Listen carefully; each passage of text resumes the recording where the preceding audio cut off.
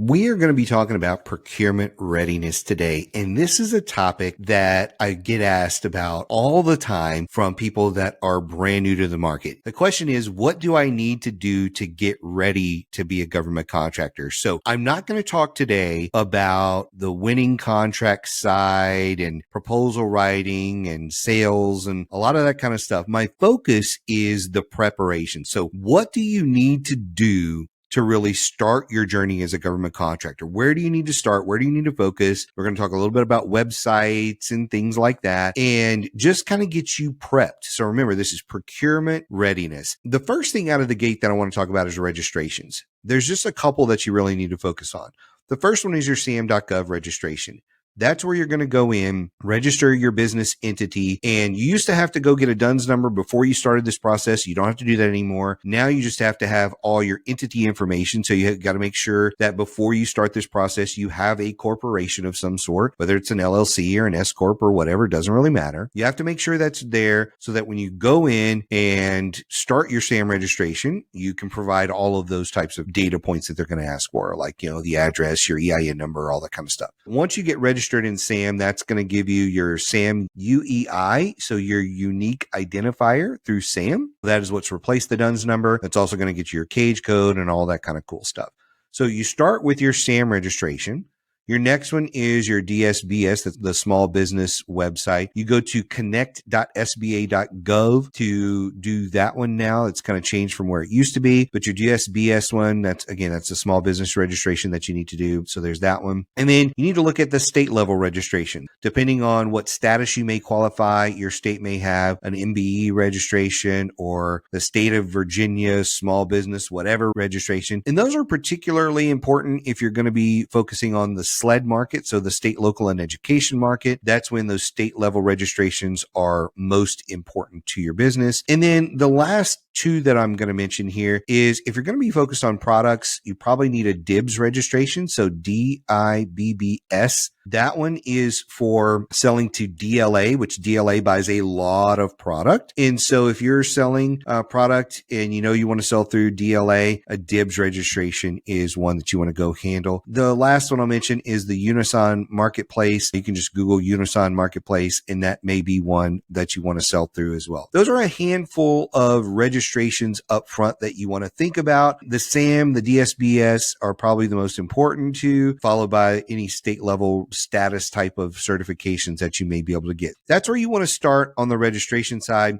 That covers the majority of what you need. In fact, if you just go and do the SAM registration, that one will cover a lot of what you need as well. The DSBS is just an additional one that I think is really important and people should knock out. That's a little bit about the registrations in your procurement readiness journey. The next thing that you need to figure out is your product or service information. What is the number one product or service that you want to sell? When you're figuring that out, that's also going to go into how you're going to market your business. It's going to go in your capability statement. It's actually going to go in your SAM registration. But when you're going through your SAM registration, you can really just plug in any NAICS code or PSC code in there. You can always go back and edit that. But if you have that information prior, that'll just make it a little bit more easy for you. But getting zeroed in on your number one product or service is going to be really, really helpful for all of the future steps that I'm about to talk about. So figuring out that what is and picking, one NAICS code. What's your primary NAICS code? One keyword that you're going to focus on. One PSC code. Figuring out what those things are is really important. You don't necessarily have to figure out the PSC codes up front. It's helpful, not necessary. And look, here's the deal. It's a little bit of a rabbit hole, but I want to cover it anyway real quick. When you get into the research, you may discover that it's easier to hunt your particular products and services by PSC code versus NAICS code. You might find that. It really just depends on what you sell, who you're selling it to, what the contracting officers have used in the past. You don't have to get too wrapped up around this. It is important, but you don't have to get stuck around it. You do need to figure out what you're selling. What is the product? What is the service that we sell? And you need to laser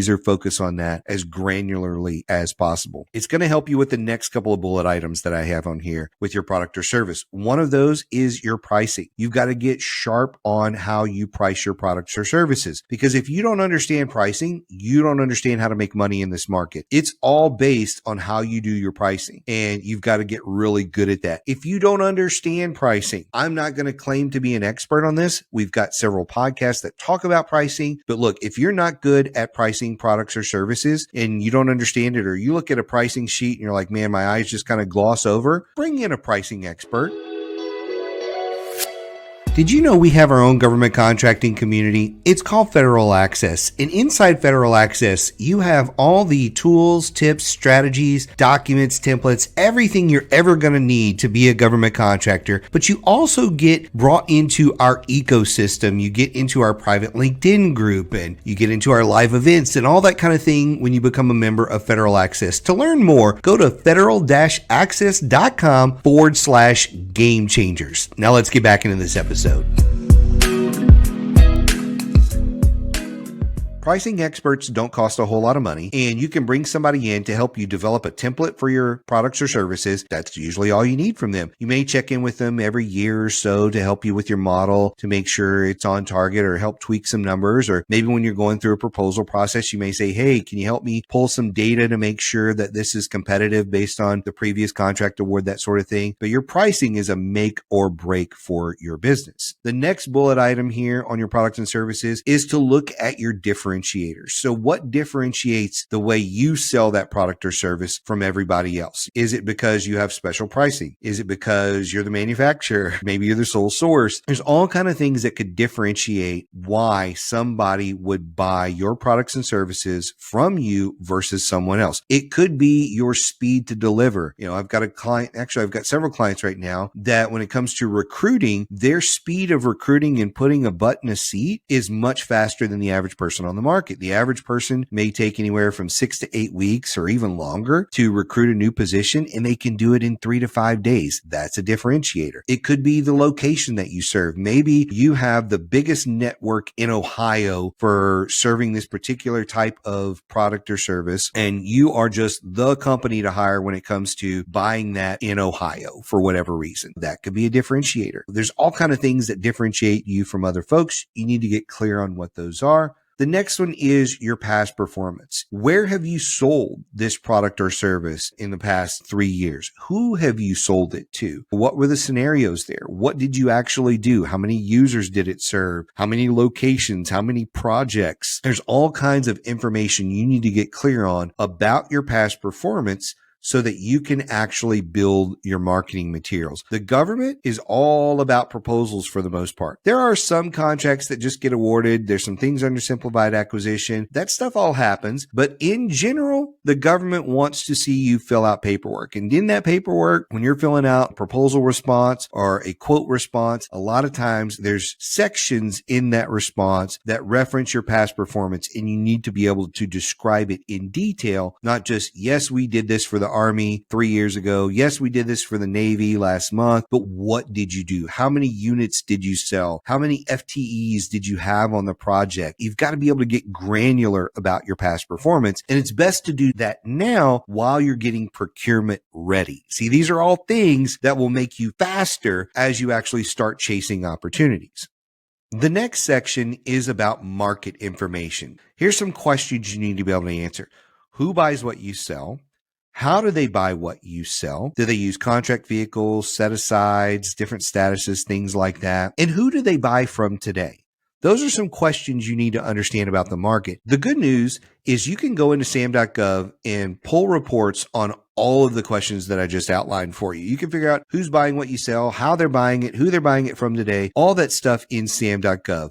There is a very simple 15-minute video that I did. It's a playbook inside of Federal Access. If you don't have an account, you can go get a free account at federal-access.com. If you want to get the upgraded account, you can do that as well. But the free account, there is a playbook that describes exactly how to go in and create a SAM report and use a pivot table to find this data. It's really, really simple to do. So it's all in a free report that you can pull yourself on SAM.gov. You can also pull some of this data in USA Spending. I find you can't get quite as granular with like contracting officer names and things like that because they don't share that data in USA Spending. But if you have a SAM.gov account, you can go in and get all of this data and answer those questions. Most people think the government which is huge, buys what you sell. And they probably do. But if you can zero in and figure out exactly which contracting officers are buying it, you can then create reports that are geared exactly towards your customers, marketing information that's geared exactly towards those folks. And then you can actually build your sales plan around those people and be more educated about how you do it. So that is market information. The next one is marketing materials that you need to create in order to be procurement ready. The number one marketing material that you need is a capability statement. Your capability statement has all of your key corporate information on there. There's a corporate overview, your NAICS codes, PSC codes, contact information, differentiators, all that kind of good stuff on there, maybe even some past performance. It's not something you need to overthink. Make it simple out of the gate, work on it over time. In fact, you'll probably have iterations of this and different versions of it for different agencies and things like that. But you can get a free template right now at federal-access.com/game changers. There's an option for a free plan, and there's an option to get our upgraded corporate plan for 50% off your first month. So go in there, grab a free template. I think there's 4 free templates that you can get on the free level. Go grab one of those templates and just plug your information in there. Keep it super simple. It's a 1 page. Try not to do 2 pages on this thing because people don't have time to review all that information. They just want to see the 1 pager. That's your capability statement. That's the number one marketing material that you need. Number 2 is your website. I was just talking to somebody today and I said, look, if you're not a website designer, you don't have a website designer on the team, you don't have a website already, just go to one of these free or low-cost websites like Wix.com and start with a simple template. And just make your template based around your capability statement and start from there. You don't have to get crazy and have a 50-page website out of the gate or anything like that. A simple 1-pager that scrolls from section to section is totally fine. If you can make sure there's a PDF version of your capability statement on there, use the sections of the capability statement to build out your website. That's all you have to do on that. So those are the first 2, your capability statement and your website. Your third one is your capability brief. And that is a PowerPoint type of presentation. It's a little bit more expanded than your capability statement. And it's something that you would give to a contracting officer, program manager, maybe teaming partner to introduce them to your company. And so the capability brief is something that you want to think about as well. You don't necessarily need it out of the gate, but it is something that I would have probably in my first 90 days of being a government contractor. The last thing that I would recommend is if you are having trouble with figuring out your differentiators, your products or services, how you communicate your value to people, there is a process in Federal Access called value mapping that is in our marketing section. There's several documents and there's some templates around that help you figure out that. It's a process of going through your past performance, looking for the things you actually did, pulling all of that data out, and then putting it into this information. So the value mapping piece is probably worth every penny of several months of Federal Access just to go in there and do that. So value mapping is really, really important, and it will help you with all of your marketing materials. The last thing that I want to cover for you today is your infrastructure. And remember, these are things that are just designed to help you get procurement ready so you can start searching for opportunities and things like that. When I think about infrastructure, one of the top things that I think about is your vendor relationships. If you are selling products, do you have relationships with the companies that you want to sell their products? You don't want to wait until you have a proposal due to reach out and say, hey, SAP, hey, Salesforce, hey, product company, we'd like to sign up as a vendor with you and get preferred pricing and all that kind of stuff because we have a response due to a proposal in 72 hours and I need this really quick. You don't want to be doing that. You need your vendor relationships months in advance so that you are all set. You have contracts, you have negotiated pricing, all that kind of stuff. You don't have to do 10 of these out of the gate. And that's why I go back to what's your number one product or service. Focus on that one. Get those 2-3 relationships squared away before you dive into RFPs and that sort of thing. So that's vendor relationships. The next one is your back office. There's a lot of things in your back office that you need squared away.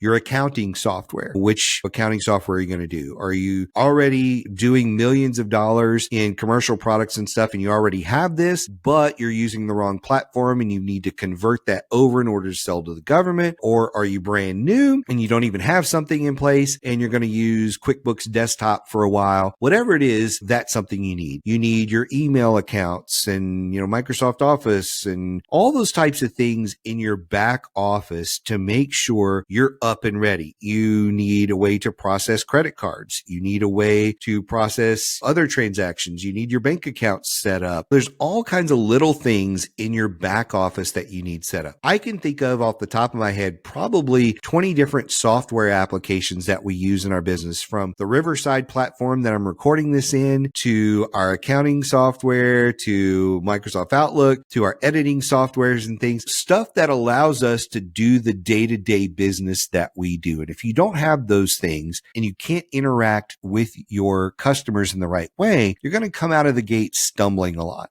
Another one of those things is a CRM. You probably need some sort of CRM. You can start with a free one. You don't have to get super complicated. Get your back office processes, systems, get all that stuff squared away as you're getting procurement ready. Another item on that list is your certifications. Take a look at those reports from Who Buys What You Sell and notice where they're spending the most money. Is it on 8A certifications or the 8A Business Development Program? Is it on the WSB certification, SDVUSB? There's all kinds of different ones that are out there. Prioritize the certifications where they're spending the most money. Prioritize those first. Doesn't mean you can't go get the others, but prioritize where the government's spending money. Go get those certifications. Again, that is procurement readiness stuff to make sure you're ready to go and actually pursue contracts with the government. The next one is, depending on what you do, you may need bonding. You may need insurance. Those are all kinds of things that you need to make sure you have before you actually pursue a contract. Funding is another one. So if you don't have a credit line or a loan or things you need to operate the business, you need to get those now instead of once you land a contract. The final one is your team, whether that is internally your team, the people that you need to hire, whether it's externally your teaming partners, whether that is your mentors, coaches, your inner circle, if you will, like your accountants, attorneys, all those kind of things. Get your team internally and externally squared away. Again, this is all infrastructure type of things to help you run your company. And you need all of these little puzzle pieces in place before you actually pursue contracts. Just a quick recap on my list here today. I talked about registrations. I talked about your product or service information, the market information, marketing materials, and your infrastructure. If you get all of those things done, that to me is the first 90 days of you being in a government contractor role. That's what it takes to become procurement ready. After you've gotten all that stuff squared away, then you move into actually marketing your business to win contracts, not just looking at RFPs and RFQs and sources sought and things like that in CM.gov, but it's also reaching out to contracting officers, program managers, teaming partners, all those types of people. First 30 to 90 days is procurement readiness. That next probably 60 to 90 days is where you start the marketing efforts of your business. And there's plenty of podcasts that talk about that. But today I just wanted to talk about the on-ramp to becoming a government contractor, giving you an overview of what it takes to get ready to even pursue contracts and talk to folks. So if you have any questions about this, as always, you know how to reach me. You can reach me through email, LinkedIn, whatever it may be. I'm very responsive on all those platforms. Reach out. Love to hear from you. And last but not least, I want to give one more plug to Federal Access. There's so many tools inside of Federal Access that I highly recommend. If you are not already a member, go join today. Even if it's just on the free level, there's a lot of information in there, templates in there that can at least get you engaged. You can go look at our playbook videos and watch those. There's probably 100 of those videos that teach you stuff like I've teach in this podcast today. And then if you're really serious about taking that next level, I highly recommend the corporate level. It's only $59 a month for now. And you can start off with 50% off by just going to federal-access.com/game changers. If you do that, I look forward to seeing you in our inner circles that we have every single month, where Josh and I come on, we talk about a topic, and then we open it up to Q&A. Thanks again for listening today, and we'll see you in Inner Circle or on our next podcast episode. I really hope you enjoyed the podcast today. If you did, I would really appreciate it if you would like and subscribe to the podcast and screenshot it and tag me on LinkedIn or whatever social media you use. So thank you again for joining us today, and we'll see you next time.